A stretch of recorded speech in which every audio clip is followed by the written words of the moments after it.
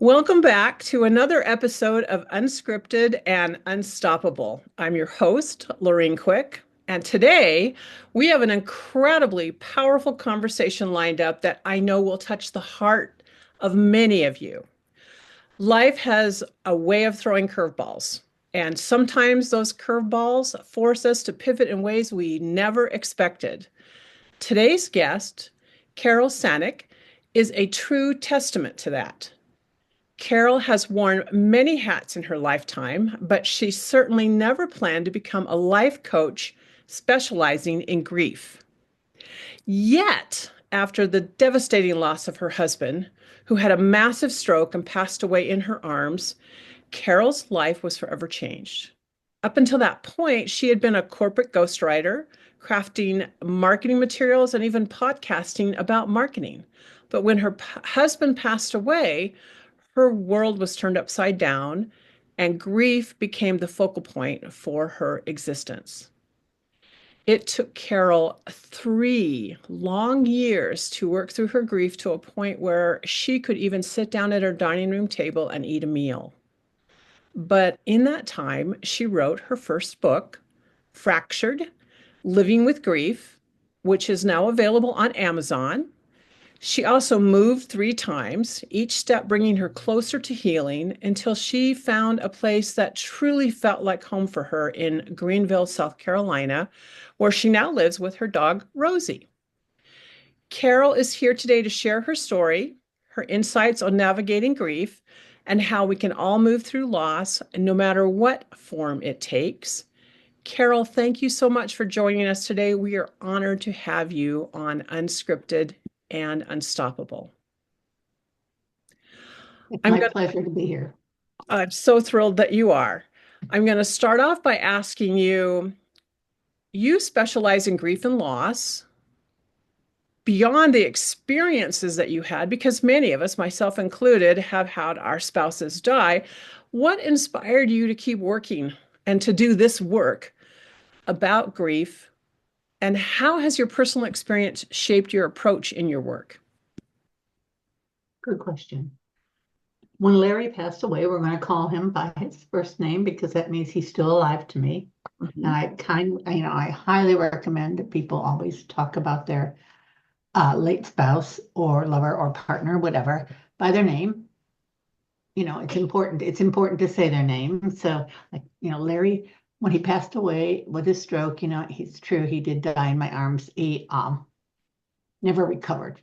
He actually physically died later. As a matter of fact, 6 years ago today, he Oh my passed away. gosh. Oh my Yeah, gosh. I know. And I thought, what a perfect time to be on a show talking about grief. So I was so wrapped up in PTSD Mhm. because of the way he died that I couldn't even talk about it. I couldn't tell anybody how he came in from feeding the rose bushes and put the watering can down and just was gone. And I caught him. I couldn't talk about that. Now I can talk about it like it happened 100 years ago, but 6 years ago today. So COVID came in the middle of all this, COVID came. And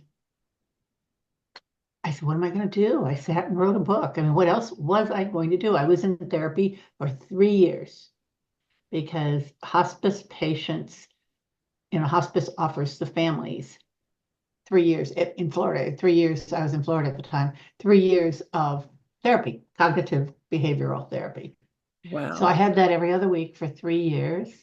But during that time, they recognized that I was not coming out of it, so to speak. I was not getting better because we do get better. And I say that all the time. You know, um, we don't, it gets easier. That's the best way to say it. It gets easier, but I hadn't hit the easier part yet. And my therapist said, you are on the verge of having complicated grief, which is an actual diagnosis in the DSM-5. And I didn't want a diagnosis from the DSM-5. So I got into a program at University of South Florida in Tampa. They put me in it and they worked with me the way they work with returning veterans to avoid suicide. They do EMDR. That's eye sensitization movement. It's got a crazy name. And they did EMDR with me in the very first session. I was able to talk through Larry's death without falling apart. So I had only 3 more sessions. It works that well. And Mm-hmm. I only had 3 more sessions. And I was able to talk about it and I was able to start moving forward with my life.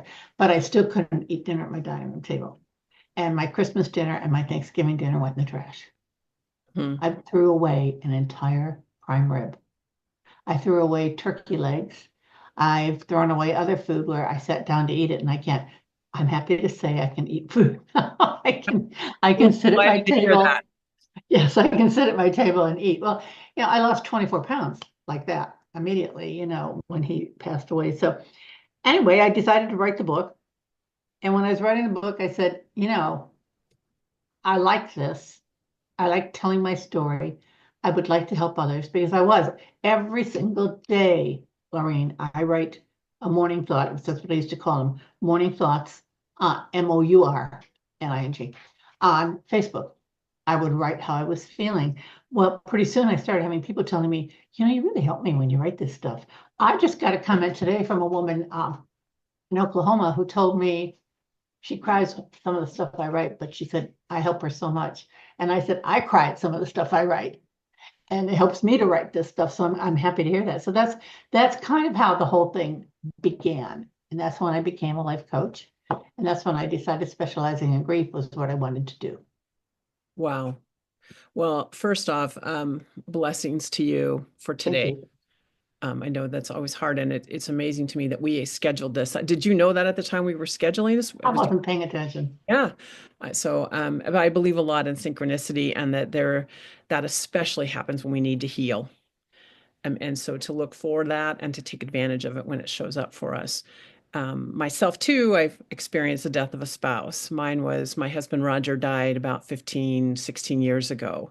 And so I know a little bit about what you're going through, although I don't think you can ever say that when it comes to grief, that you walk in the same person's shoes or you can walk in another person's shoes. It's a unique and individual experience. And I am truly, really glad to have you here. And I'm also really glad to hear that you were working with women and men, I assume, who are dealing with the death of a spouse, a death of a close person, because it happens to us as we get older, people die. And we need to be able to find resources that support us. And as we've talked about, it isn't just the death of someone that could cause grief in our lives, but many other things as well that we'll dig into a little bit as we go through this afternoon or today's conversation. And that brings me really to my next question. Grief comes in many forms.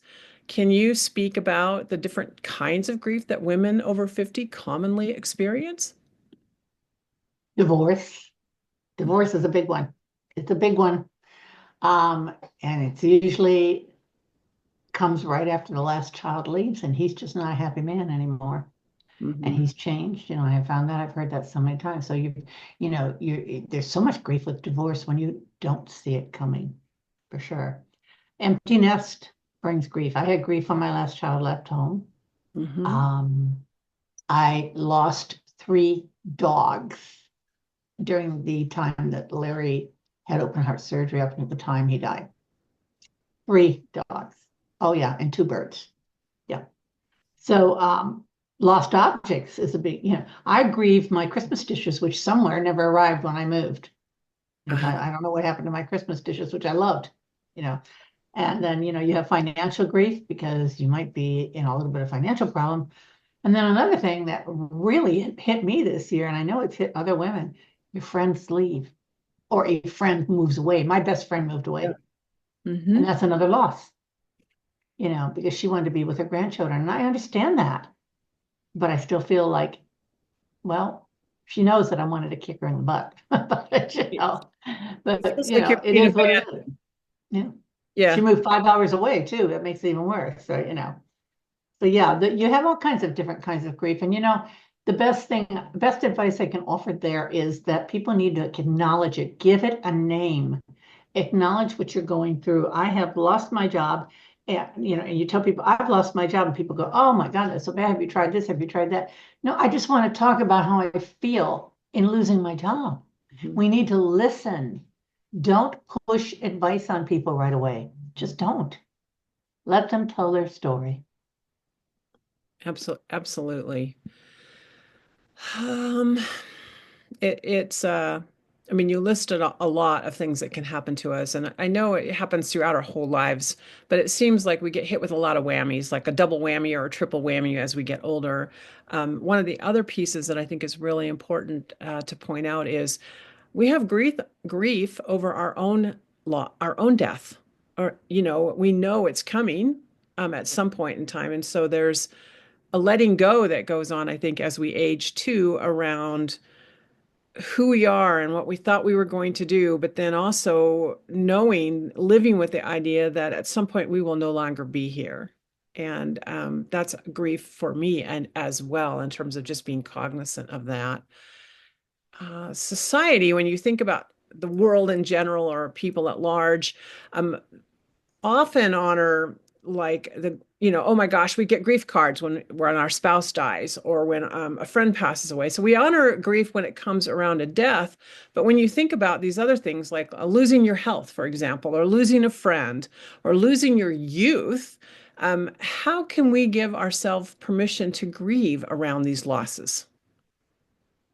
Well, like I said, one of the best ways is, of course, is to acknowledge it. And if you are having a problem wrapping your head around it, then it's time to talk to somebody. And I'm not talking professionally,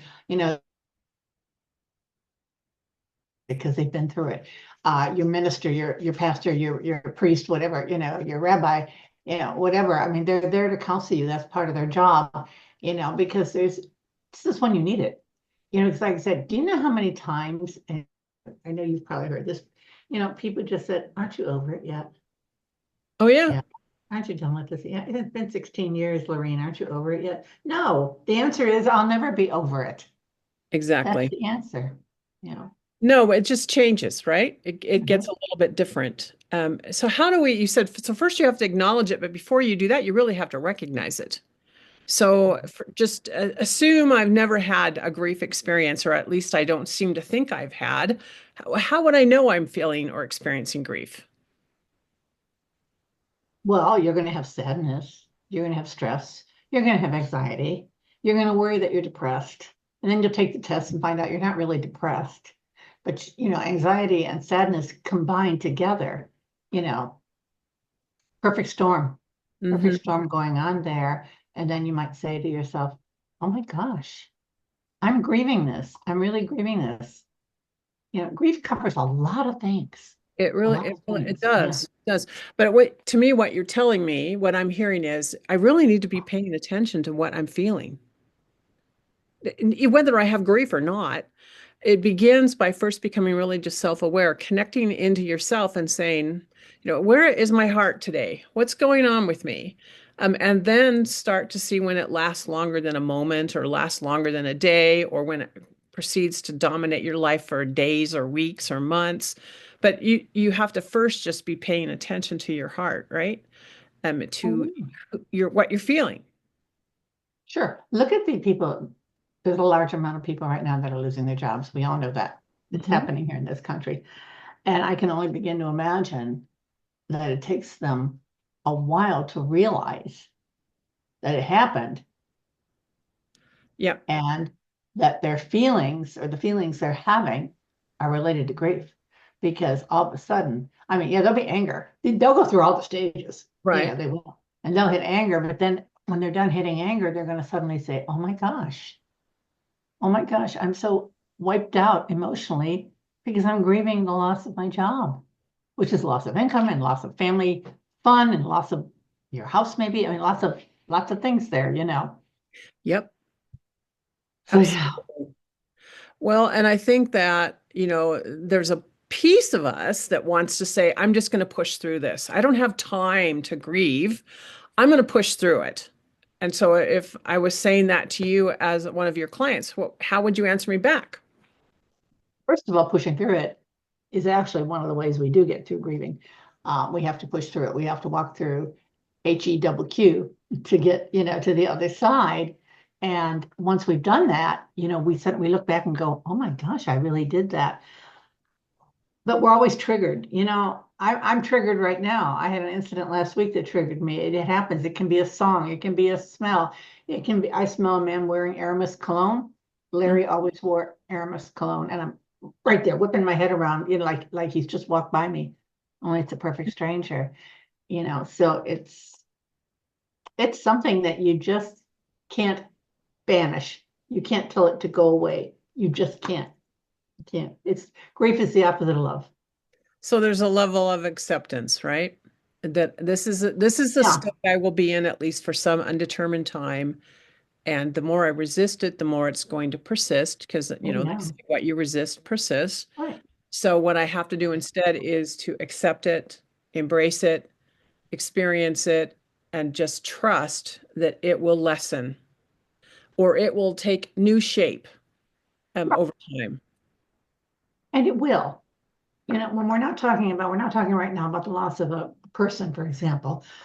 So let's think about, job loss or even divorce or something like that. Eventually, one day you wake up and you go, oh, I got a new job. You get the text, you get the Uh-huh. offer. Or with the divorce, you wake up one morning and go, oh, and you say, I'm so done with that. And it's over. That kind of grief does end, can end. Well, I should say can end over it does end. It can end, but it takes time. It still takes time. My job as a coach is to ask people, well, what do you think would happen if you did this? You know, and put them into a mindset that they go, wait a minute, maybe that would work. When people are grieving, they're not thinking straight. No. Yeah. Your brain is mush. And so is that one of those things where you say don't make any major decisions for a certain amount of time because really your brain is not quite working the way it should? Probably a good idea. Yeah. You Yeah. need to heal. It's a shock to suddenly lose your job after 20 years with a company. I mean, it's like, because let's face it, what's happening? We're getting older. Ageism happens. Mhm. They put the younger person in at a lesser salary, and there you are, you're let go. So many times I've talked to people about job loss and counseled them on thinking about all their experience and taking it to a consultancy level, where they help other people, where they work with companies as an outsider. There's a lot of money to be made doing that. Oh, They're yeah. surprised. They're surprised to find that out. I think it's hard to see those opportunities when you are lost in the deeply in the sadness and in the pain of the loss that you're going through. But eventually those opportunities emerge in front of us. We begin to see them, especially when we have someone like a coach or a therapist or a counselor or a minister, whoever, guiding us a little bit and giving us some direction in the process. Do you think older women in particular age grieve differently than other people, like younger people? Is it different or is it the same? I think it's definitely different because, first of all, remember, you brought it up. We suddenly realize we're mortal. We're going to die. When we start grieving at an older age, yeah, it's a reminder that that's going to happen to us too. When you're 20 years old, it's a totally different situation. You're thinking, oh, well, this is happening, but I'll get over it. It's fine. It'll end, and it does. But for them, it's so much easier than it does for us because they have a life. They go out partying with their friends a week later. They do all these crazy things and they do get past it faster. I think at some level they have more distractions, maybe, Hmm. right? Hmm. Although I also think at some level, sometimes, again, when you don't address it, when you push it away too fast, too quick, it stays inside you energetically. You're going to carry it. And then it can be years later when you find yourself crying It can. uncontrollably in some experience. So one blessing us older women have is that we typically don't have all those distractions. We don't have all that energy to be doing other things. We do, I think, go inside ourselves more. And I think we have the time, the desire to do that. And so maybe we process that a little bit more clear, more clean, right? You remember when you were growing up and down the avenue, down the road, down whatever, there would be the widow. The Hmm. widow. I don't like that word. I don't use that word. If I try to avoid that word if I can. But there are so many women though that still do that. They still put themselves on the front porch or they lock themselves in the house. They don't come out of it because they're the widow. And it's still one of those scourgy kind of things. Scourgy, is there such a word as scourgy? It's a scourge that it happens that we have to be a widow. No, that's an ugly word. It is, and it's a role that has been defined for us, right? And I like to think, for me anyway, I resist roles quite a lot as I've gotten older. I've actually found you can get stuck in a role. And also, and here's the flip side to that, other people also see us differently. So when I go to a function, I go as a single person, where everyone around me is in a couple dynamic.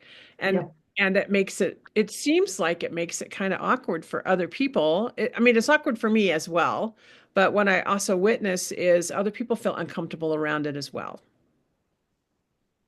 You hit on something that really bothers me. I run a group here where I live, and there's more married women in it than there are single women. But Yep. sometimes we include the husbands at things, and suddenly it feels funny. And I don't like it. I actually don't sign up to do those things because people ignore you. They don't talk to you. They've coupled off and they don't talk to you. And I say, why put myself in there? Why put myself out there, I should say, to be emotionally distressed because I'm feeling it's a trigger. So I'm feeling bad because Larry's not there with me, Mm-hmm. or sitting there thinking I go to concerts on my own and I sit there and think he would love this so much, but he's not here with me. So I'm better off if I'm going to go somewhere by myself. It's not with a whole bunch of other people that I know. I just go. Hmm. I find it's just better for me if I attend something that we have a group. It's nationwide called So Far Sound, SOFAR Sound. They put on little musical venues and they tell you the day before where it's going to be. You don't know where it's going to be. So you Oh, get an announcement is where yeah, $20 ticket.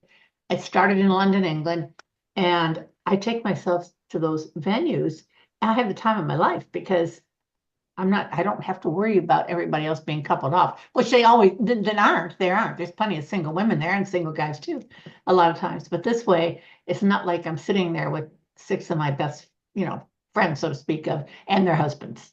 So right. I always tell people, take yourself out. I haven't gotten to the point yet where I can eat dinner in a restaurant. I used to travel for my job and I had to do it, but I still can't do that yet. I can do breakfast and lunch by myself, But not you dinner. know, but not dinner. Remember, Interesting. I couldn't cook for 3 years. Well, I cooked, but I couldn't make holiday meals and things like that. I think here's an opportunity for those of us that want to influence the world, that want to change perceptions, is to not be shy about going out into the world, letting other people know, oh, I am a widow. Oh, by the way, and I'm the merry widow, so to speak. I know how to have a good time. I can be fun and interesting, and I can enjoy a couple events. I mean, this would be the challenge, as much as I can enjoy hanging out with my friends. I was thinking as you were talking and sharing, I've done two different trips abroad. I went to Croatia, and I also went to Ireland. And on all of those, I went as a single traveler. And it was really fun because what I found was the couples, I mean, I almost wonder a little bit, did they feel a little sorry for me? So they would like invite me to join them for dinner or something. But I got lots of invitations. And so I got to get to know a lot of different people. And so it was amazing to me that I was so welcomed in that experience. But I can't help but wonder if maybe some of that just was my attitude, right? That I'm here and I'm creative and I'm interesting and I'm fascinating. And oh, wouldn't you just want to spend some time with me? Of course you would. And then I take advantage of those moments and enjoyed myself tremendously. But I never attached to any particular couple. It wasn't like we became a threesome. Um, so anyway, I just think this is an opportunity for us to change perceptions because so many of us do suffer from this. Oh, I don't see my couple friends anymore.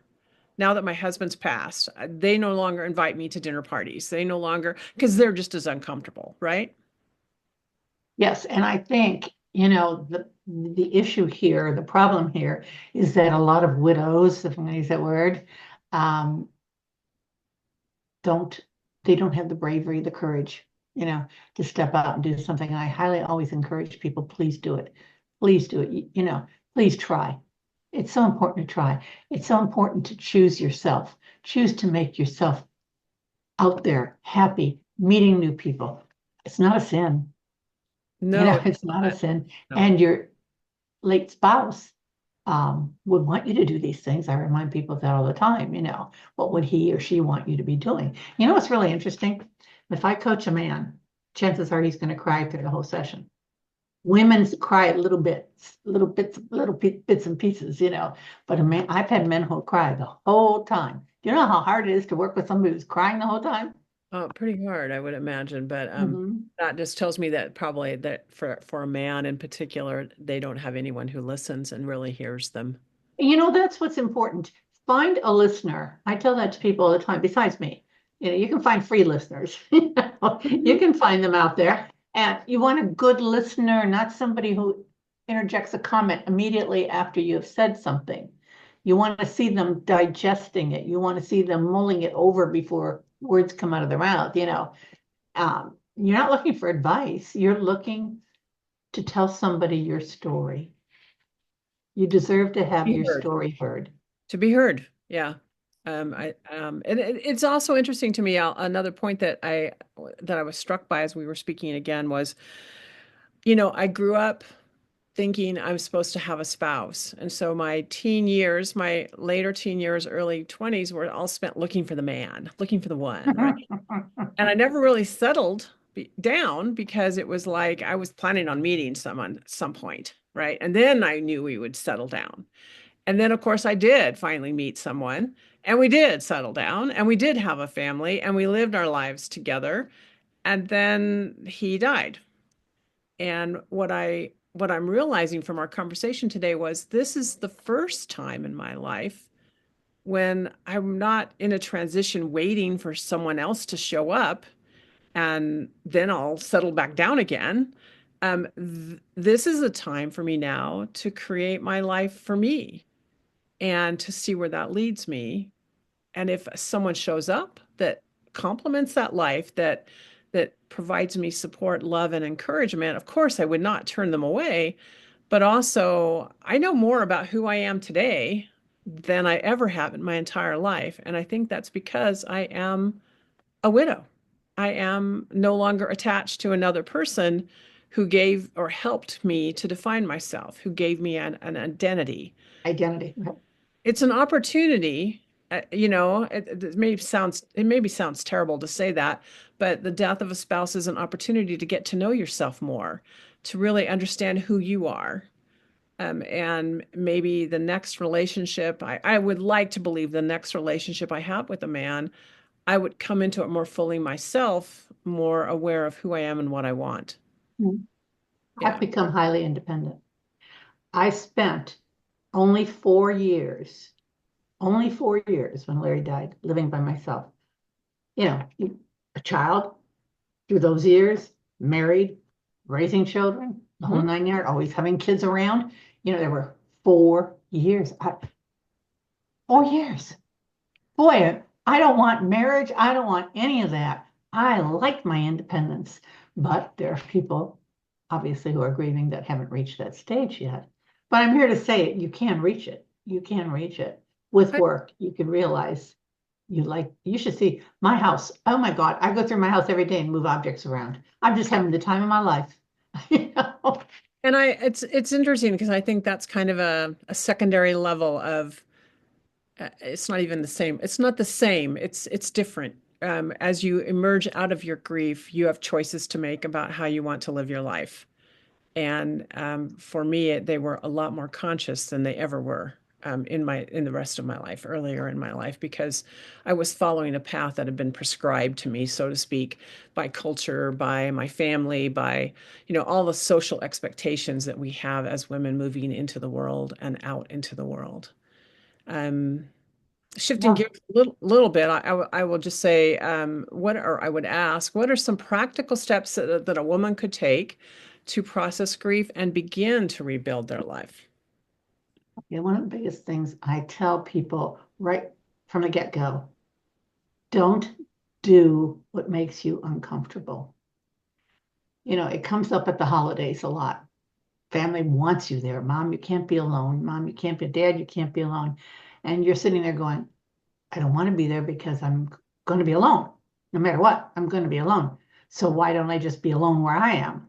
So let me tell you, I have never had a holiday with my family since Larry died. I haven't seen his family since he died. I've seen them. They're very good to me. My stepdaughter is amazing to me. But I do Christmas now with my best friend. I drive to her house in Florida now that she's moved. And last year we were at a wonderful hotel that escapes my mind or my memory right now, what hotel we were at, eating and drinking and eating sushi and having a great time on the beach. Mhm. On the beach, Christmas Day. And you know what? It eases me through the whole thing. So I always tell people, don't say yes if you don't want to do it. You have to want to do it in your heart. And don't feel guilty if you say no. Never, never, ever, because you're doing this for you. Mhm. You're making yourself important and you're doing it because you know you're going to be miserable. And I don't want anybody to be miserable on the holidays. I don't think I'll ever cook another Thanksgiving dinner. I doubt it. Heck, I know I'm never going to do that. Would I do a prime rib on Christmas again? We did one last year, but yeah, it's very important. So it's important to find your identity and to stand your ground. It truly is because you know what you were doing all that for 20, 30 years. You were letting a man pretty much make decisions, or you were either agreeing with him, or maybe you change his mind. But now suddenly it's you.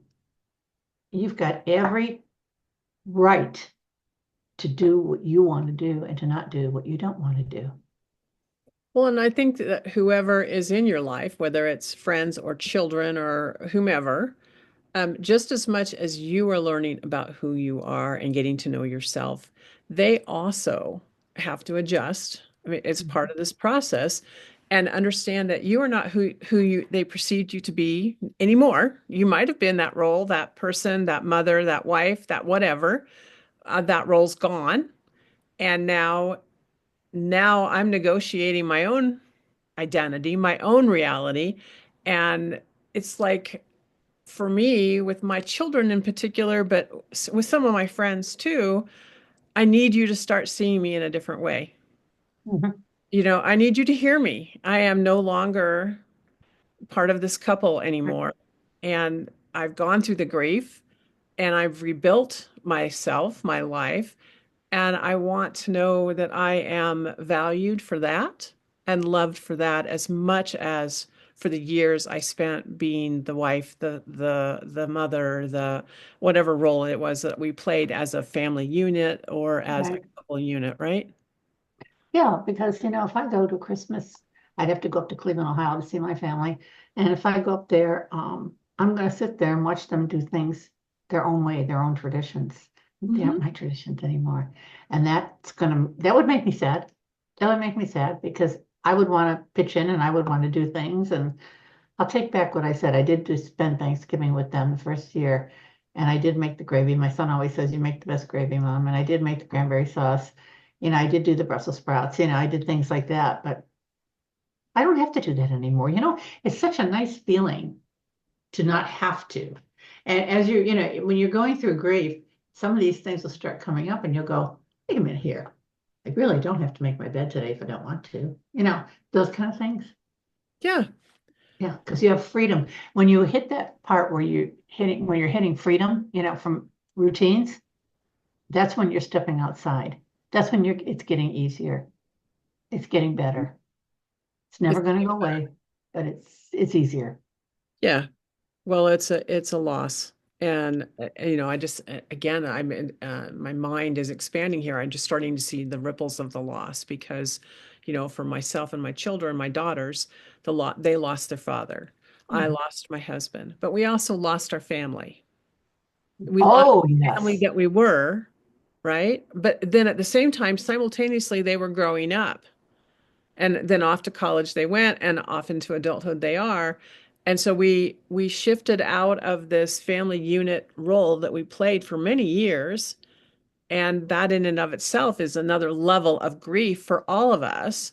But also, it's a renegotiation of what it's going to look like now.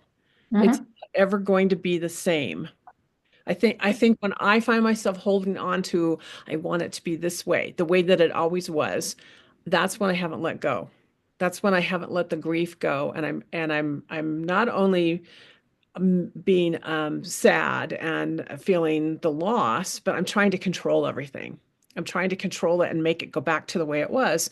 And that's a clue for me that I have work to do, that I need to surrender and rethink, well, what do I really want from this? And then what do my children really want from this? Because it's no longer just mom deciding, right? They're adults now. So, yeah, it's just there's levels and layers that ripple out over the course of our lives. I did my first daughter got married a couple of years ago. I did it as a single woman. My second daughter, my youngest daughter, she's getting married in April. I'm again a single woman going to my daughter's wedding. It's a very different experience. And there's this, if my husband was here, we'd be a couple, and he'd be the father of the bride and I'd be the mother of the bride, and it kind of it flies everything out of weirdness or into weirdness because that's just not part of who we are anymore. I don't know if I'm explaining that very No, well. you are. The traditions are gone. The traditional dance, father-daughter dance, mother-son dance, these kind of things, it's gone. It's absolutely gone. And you just, Yeah, and the first wedding, I didn't go into that with that knowledge. I just thought, oh, this is going to be a wonderful experience. But it was a wonderful experience. It just was different, right? And the second daughter, now I'm going into that knowing I have my eyes open a little bit. I kind of know what to expect. I think I know what my role is. I know how to behave, and I want to go and celebrate this joyful day with her. Yeah. right. I mean, and I always hope in those cases, and I've talked to people about this before when they're going to a wedding like you're talking about, is that you have a talk with your child, your son, your daughter, whatever it is, Mhm. and express what you need them to do. If you need them to give you a big thank you speech, then darn it, ask for it, because you deserve a big thank you speech on the day of that wedding. You do for giving them life and for bringing them to a point where they can get married and they can start their own family. And so that's the whole thing. When kids grow up, they're gone from us. They really are. We see them, but they have their own lives. And Mhm. we really don't have any business trying to be in it other than to love them and hopefully not ever have to advise them too much. But yeah, I mean, and yeah, I mean, how would they feel? And my question to you is how do you think they would feel if you started dating? I'm not really sure. See, Um, I know. I've done a little bit of dating, but I've never gotten serious with anyone. And so, and generally they don't ask me about it and I don't talk about it. I would only talk about it if there was someone I wanted to introduce them to, And the right? reason why I ask you that is I have a client who her her husband was a truck driver and he'd had an accident on the road and he had to recover from that at home. And it was quite a serious accident. He had major surgeries done to get him better. And he was leaving for work the very first day and he dropped dead of a heart attack. Oh, wow. His daughter is the princess. Their daughter is the princess. She's a princess. And this has been, I think, about 7 years. And her mother's young and beautiful, very beautiful. And the daughter said, if you're going to date, I don't want to know about it. Don't bring him around the grandson, and don't ever bring him over on a holiday. I know. So rather than even try to date, which I think she should do Mhm. by now, because she is young and beautiful, and there's other reasons she's got a lot to give. And I thought, darn, I'd like to take that daughter and shake her, because your mother is going to get older to the point where she's going to grieve the fact that she listened to you. Yeah. And that's the truth. I mean, when we let them in our lives and to start telling us what we should and shouldn't do, that's, whoa. One of the worst two words I won't let people use with me are you should and you need. Do not tell me I need to do something, and don't tell me I should do something. That's sort of, it's an icky feeling to hear those words. What when I hear that story though, what I think is the daughter is still very much grieving and may or may not ever move beyond that point in her grief. Right? But it could be that within a given amount of time she changes her mind. What I look at when I my husband passed, my daughters were in high school, and I told myself, I'm not even going to look. I'm not going to date. I'm not going to consider it for at least 4 more years because I didn't want to disrupt the family And you dynamic. were young. You were Yeah. young. They, yeah, they were still in high school. I wanted to wait until at least they were both gone to college before I would even consider it because I wanted to keep some stability in our family relationship and dynamics. But looking back now, that made it really easy for me not to. And when 4 years were up, a little alarm didn't go off of my calendar saying you can date now. Instead, I hadn't been looking, and so I wasn't really looking. So it never really happened until more recently. I started actually thinking, oh, do I want to have that kind of relationship? So, part of it is that's what the kids are also going through. At the same time, when I look back on my life, I think, the odds are I probably could have attracted someone that I would be attracted to into my life when I was 55. And it's harder to do that when you're 65. And it will be even harder to do that when I'm 75. So it's sort of like if I want someone in my life, if I want to have that close relationship again, the time now is to do it. And so, you know, I get what the daughter's going through, but I also agree with you that at some point, as you process your grief and you're an older woman, now is the time, maybe even for a younger woman, it doesn't really matter about age. Now is the time to ask you at this point in life, who am I? What do I want? And then understand that this might be disturbing to some people around you who love you and care for you, but Oh, also yeah. are used to you being this old role that you used to play, and they thought you were going to play for the rest of their lives. So again, they are going through just as much trauma, right? As Right, right, yeah. not only did that daughter lose her father, she in a way has lost her mother. She sits home and she's lonely 6 nights, 6 days a week. She sees her grandson on the weekend. No, see, I, That's not, I can't do that.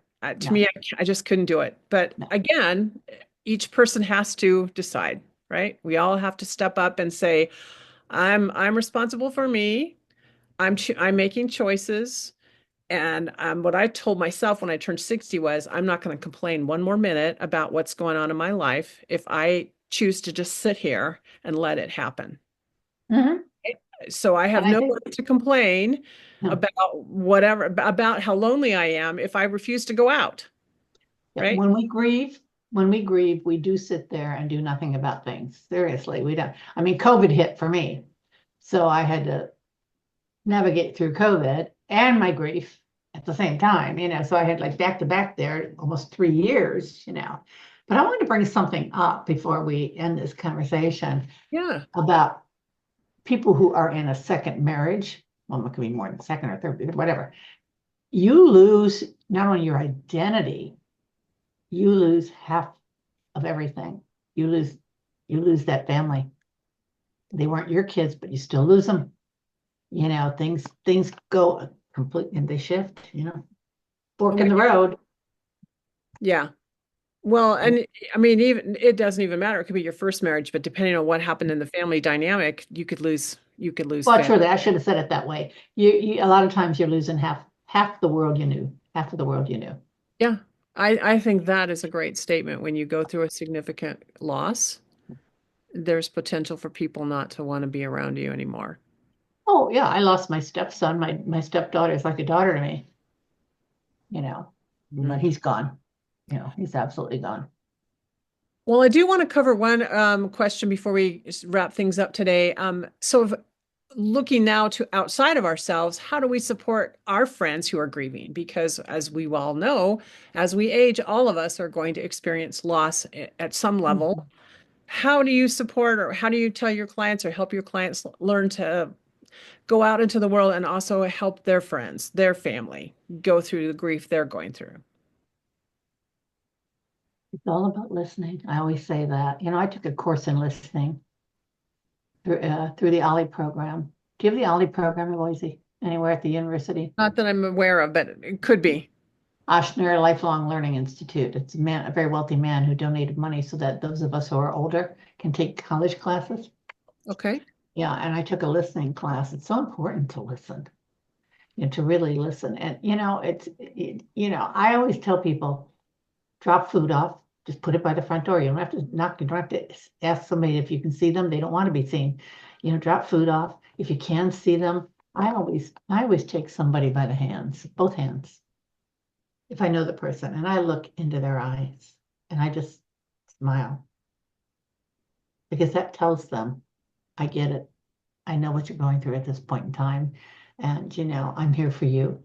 I'll give a warm hug, you know, um, things like that. That's what I tell people to do when you meet somebody else who's grieving. Now, if you don't know them that well, you can guide them into a support group. There are plenty of support groups within churches. A lot of our churches here in Greenville have support groups for grief support groups, which is a wonderful thing.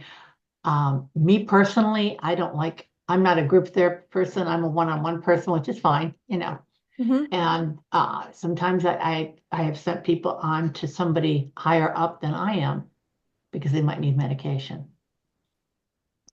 Right. Yeah. Antidepressants. I can't prescribe medication, so I send them down the road for something like that. And people don't always like to hear. I had one a girlfriend coming off of antidepressant for menopause, and she started to act kind of squirrely. And one day I joked about, oh, maybe she needed to go back down, whatever it was. I called it by name. We're not friends anymore. She was really ticked off at me that I would suggest that she needed an antidepressant. And I'm thinking, okay. Anyway, moving on, but it's very difficult. You can you go out with them, invite them to dinner, take them to the theater, take them to movies. Oh, by the way, I go to the movies by myself now. That is something I never thought I could do. I go to the movies by myself and I'm fine with it. Nobody's going to bite me.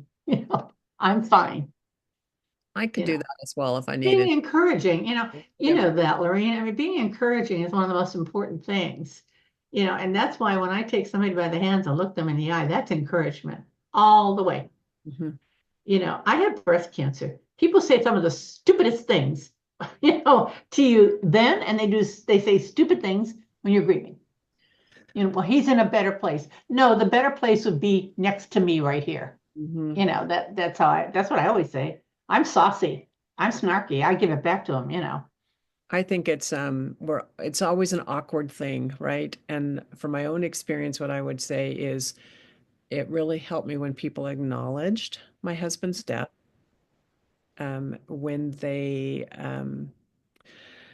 didn't judge me on or my daughters on how we Mhm. expressed and lived and walked through our grief. And then I think the other piece that you just suggested that really is very powerful, invite them to things. Oh Even yeah. if they say no, keep inviting them. I mean, you don't have to invite them every Friday night to go out or something, but just keep in mind that your friend is out there potentially sitting at their house alone, and invite them. Um, yeah, don't Yeah. don't assume because you don't hear from them that everything's great, because it's probably not. You're right. You're Yeah. right.